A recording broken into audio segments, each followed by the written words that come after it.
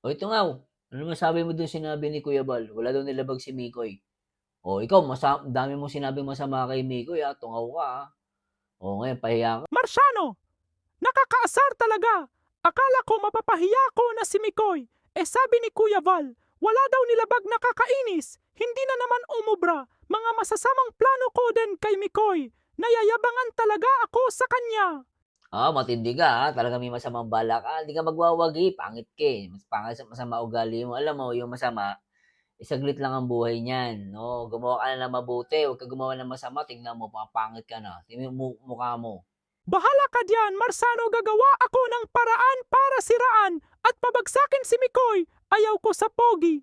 Dahil pangit ako kaya ginagawa ko ito.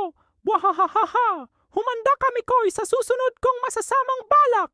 Uy, tanga ka, anong bahala ko? Ikaw bahala ka sa buhay mo, bahala ka kung siraan mo si Mikoy, wala kang mapapala diyan, pogi yan, ikaw pangit ka, kita mo, Bago ka na, tungaw, sobra ka, naku, masamang balak ka diyan, tawa-tawa ka pa, gigigil ako sa'yo. Ang sakit mong magsalita sa akin.